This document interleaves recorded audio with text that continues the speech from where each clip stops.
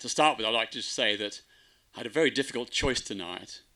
I was also asked to speak at the US Embassy tonight in the solidarity protest with Ukraine and against Donald Trump's withdrawal of aid from that country's battle for self-determination. What we are witnessing now is the rise of Russian and US imperialism in alliance with each other to carve up Ukraine.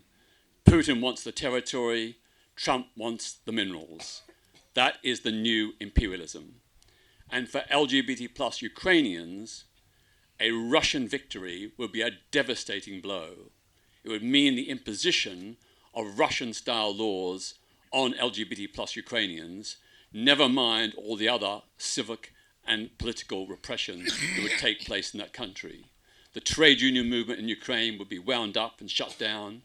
Women's rights campaigners would be subject to severe repression, and so on and so on.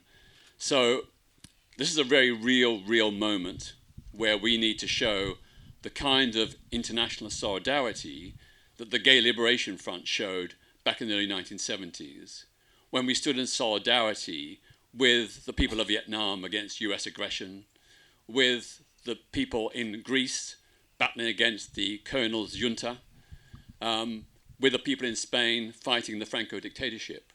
We saw our struggle as being international and not just limited to LGBT plus rights, but to a broader democratic human rights movement.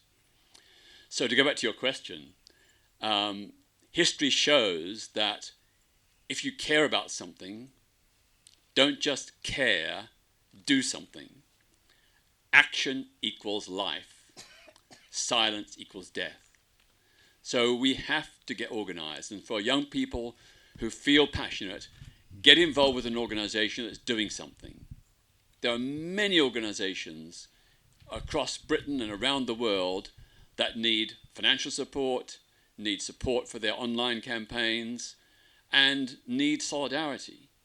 So some young people I know, they make a point of going to pride parades in more repressive European countries like Georgia, Hungary, Poland, and so on. They do that to show their support and solidarity. And no one can underestimate the moral and emotional support of solidarity.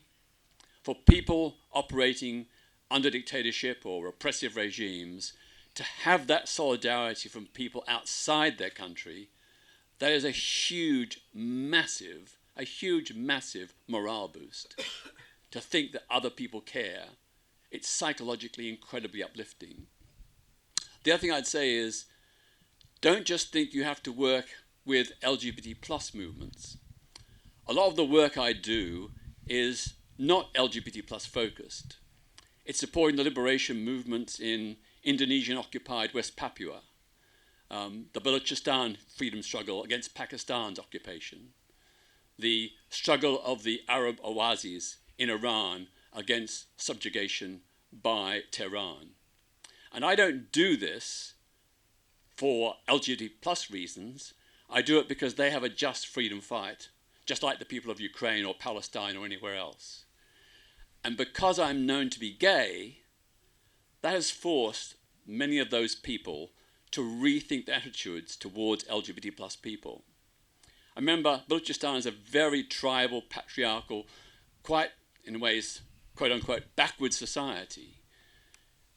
But because I've been one of the champions of their freedom cause for the last 2 decades and got them huge publicity through the press and TV and so on, I'm now well known in many parts of Balochistan, and people keep on saying to me, little emails, oh, you know, I used to hate homosexuals, I used to believe all these terrible things, but you've stood with us. I'm now rethinking my attitude. I now realize I've been bamboozled by all this propaganda and religious nonsense. You know, if you support us, we support you. And I think that's really, really, really important. And it does apply right across the board. You know, I do a lot, I've been for 50 years campaigning to support the people of Palestine for their right to a homeland. Again, as an openly gay man, and time again, Muslim people say to me, oh, you know, I used to hate you, I used to hate gays, but your support over the decades has changed my mind.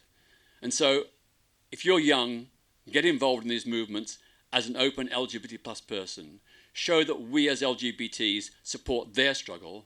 Initially, they may not support ours, but if you stick with it, you'll not only be supporting a good cause, you'll be helping to transform people's consciousness to be more pro-LGBT. Thank you. And thank you so much for joining us. That must have been a very challenging decision.